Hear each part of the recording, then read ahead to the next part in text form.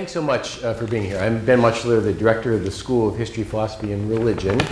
And we are welcoming you to Constitution Day 2015, which is sponsored by the school in a special initiative that's been ongoing, multi-year, called Citizenship in Crisis, which looks at different dimensions of citizenship in times of crisis, thinking about the definition of citizenship, its central practices, the contests around citizenship as they've manifested through especially American history, but increasingly beyond as the project evolves. So great to have you here. We're going to have 4 different speakers as advertised, and then the real game in town thereafter is you, and we're wanting to promote a discussion which is very much in the spirit of Constitution Day in its most recent guise.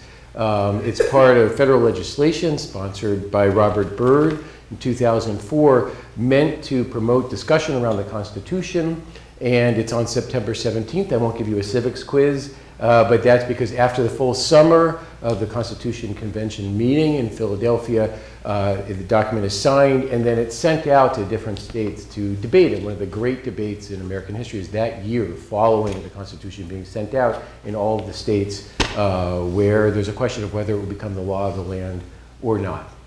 So today we're here to think about the deeper history of the Constitution, and I thought that one way of getting into that would just be to talk a little bit about Constitution Day itself. The celebration of the Constitution and Constitution days and weeks has its origins at least back to the early 20th century, sponsored by the Daughters of the American Revolution.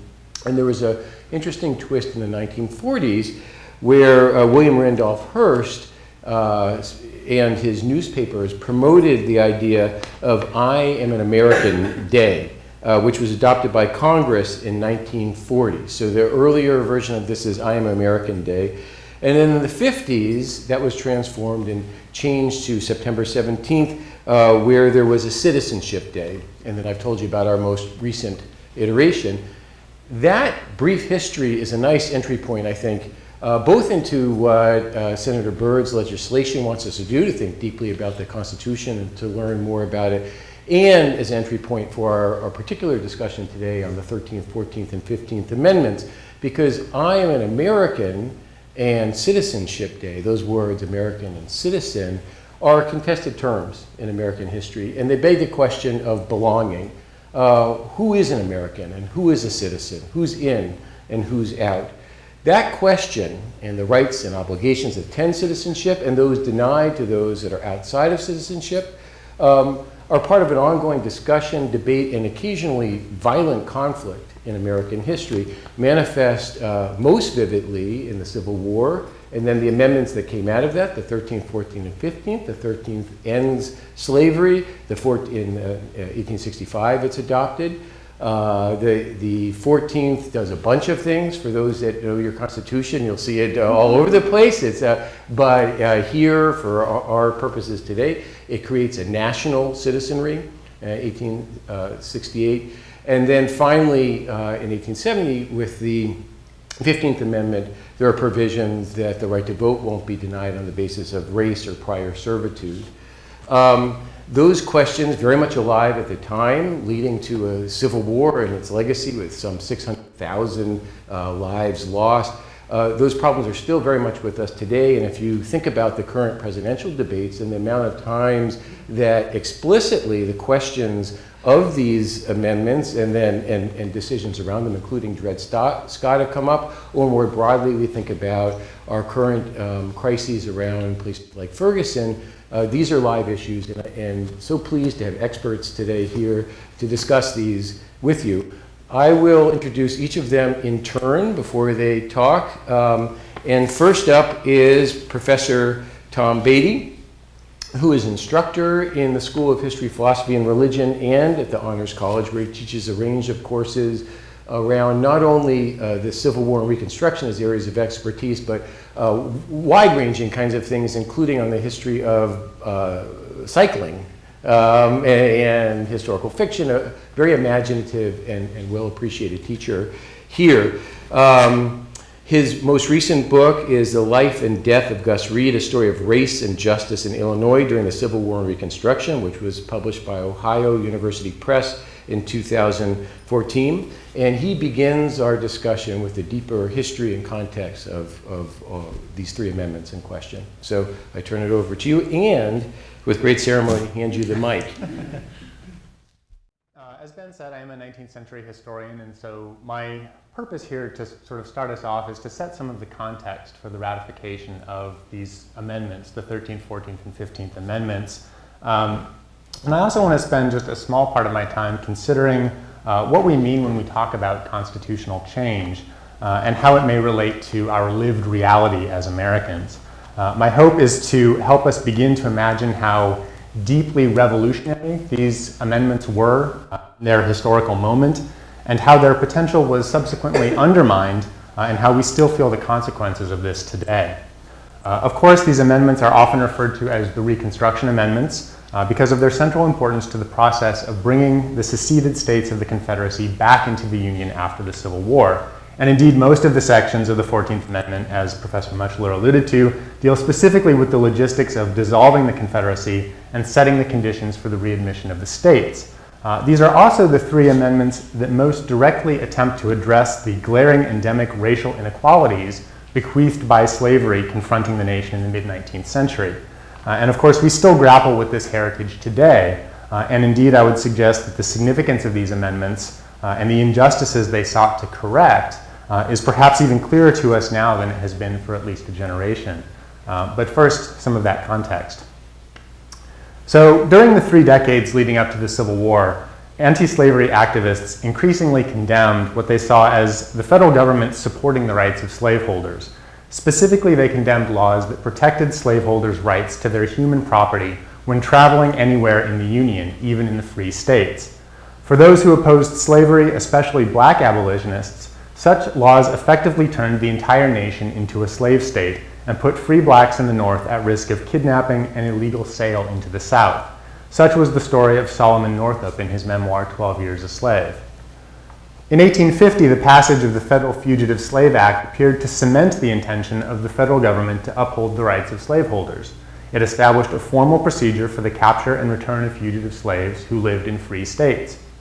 In 1857, in its infamous ruling in the fugitive slave case of Dred and Harriet Scott, the Supreme Court went even further by deciding that birthright citizenship did not apply to African Americans, slave or free, and that no person of African ancestry could ever become a citizen of the United States. In the words of Chief Justice Roger Taney, African Americans were, quote, beings of an inferior order and altogether unfit to associate with the white race, either in social or political relations, and so far inferior that they had no rights which the white man was bound to respect. The decade before the Civil War saw thousands of blacks flee to Canada, while many more joined their white allies in escalating their attacks against slavery. Many African Americans justifiably felt ambivalent about whether they even owed allegiance to a government that refused to recognize them as citizens. In 1854, black anti-slavery activist H. Ford Douglass voiced the increasingly radical sentiments of many when he declared, "I can hate this government without being disloyal, because it has stricken down my manhood and treated me as a saleable commodity.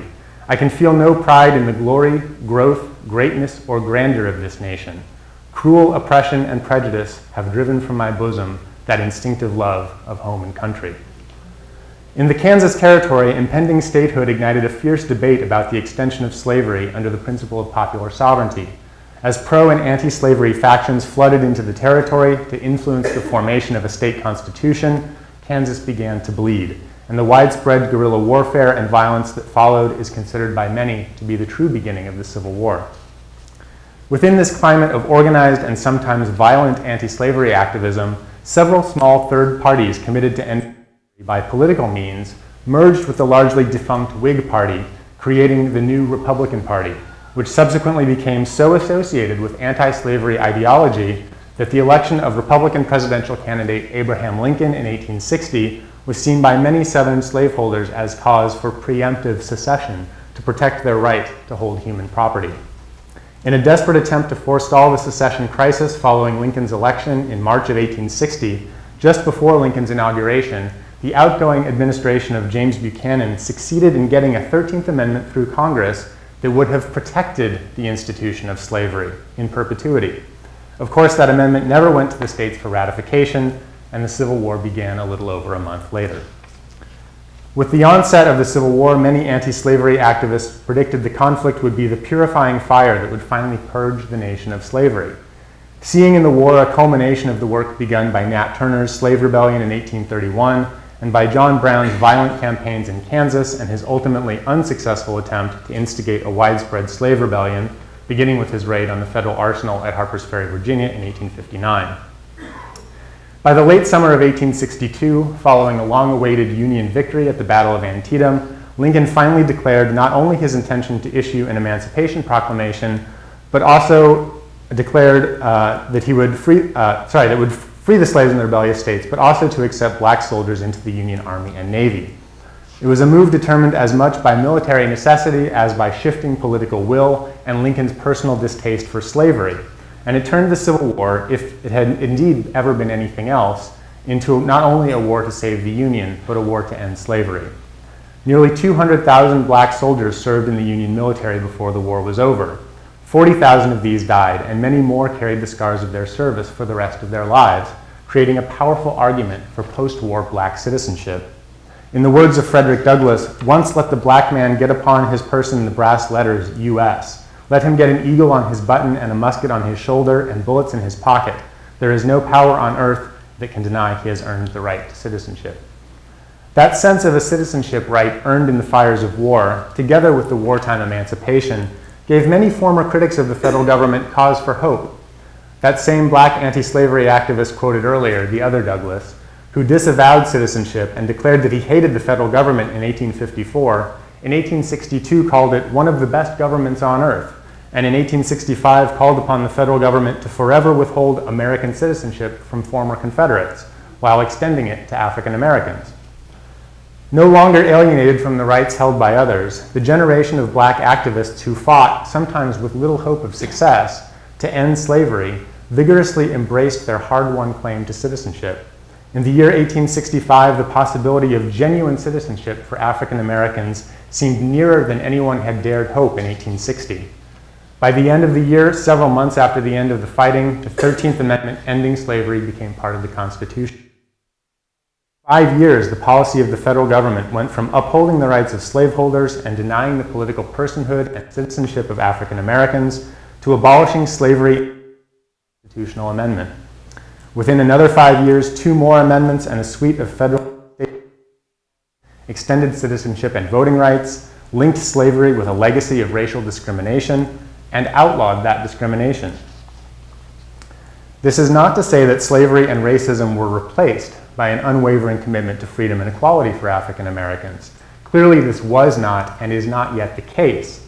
But the slaveholders' republic that seemed so powerfully in control of the federal government in the 1850s was legally destroyed and politically undermined by the end of 1865.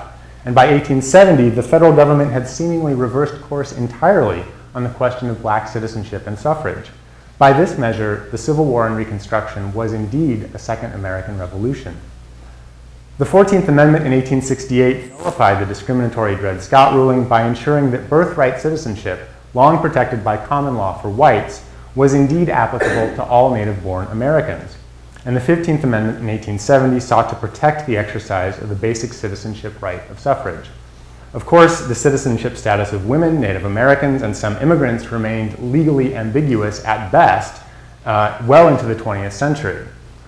Most famously, the failure to include a mention of sex or gender in the 15th Amendment drove a deep wedge between male anti-slavery and civil rights activists and their female colleagues, who felt themselves betrayed by friends who had previously seemed likely to support their right to vote. So indeed, there were stark and disappointing limits to the extent of the sea change that began to sweep across American legal, political, and economic life beginning in 1863. And we can and should interrogate the intentions, the functions, and the failures of this legislation and these amendments across many contexts. But in thinking and talking about these amendments, I think we have to begin with a recognition of how significant this change was. Not to buttress a triumphant narrative about the march of American freedom, but in order to reckon with the strength of the racist response that within a few decades would all but obliterate the results of the most significant human and civil rights campaigns in American history. In a story that should be familiar to most of us, the amendments, as well as the civil rights laws that were passed to uphold them, were systematically undermined and distorted by a series of Supreme Court decisions beginning in the early 1870s. That these rulings were apparently not widely challenged, and that the radical Republican congressmen who initially advocated for expanded civil rights for African Americans did nothing to bolster the laws in place, speaks to legal and political cultures that had not yet caught up with the pace of constitutional change. And many, if not most, Americans continued to accept and even endorse explicit discrimination and segregation. This resistance to black citizenship and civil rights during and after Reconstruction manifested well beyond the states of the former Confederacy, but the Cotton Belt South saw a more concentrated resistance. Here, within a few years and indeed months of the end of federally administered Reconstruction, laws that were almost verbatim copies of the old slave codes were passed, outlawing black vagrancy, loitering, and congregating. With such laws, local courts jailed tens of thousands of African Americans without cause, placing them in squalid penitentiary camps and putting them to work in a sort of civil slavery, the only kind permitted by the 13th Amendment, on road building, mining, and other state-endorsed projects. That is, the 13th Amendment allows for servitude and punishment for commission of a crime. At the same time, the South and the Midwest, where the laws themselves did not explicitly discriminate, citizens took up the work outside of the law, attempting to lynch and burn blacks out of their cities and towns. Mere allegations of black criminality were enough for a mob to form, a body to hang, or a neighborhood to burn. Together with discriminatory incarceration, these carnivals of brutality established, ironically, the criminality not of the perpetrators, but of their victims.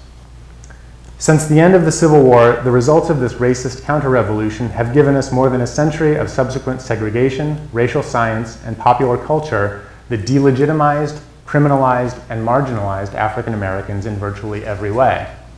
And with this history, it's easy to lament the law of Reconstruction amendments.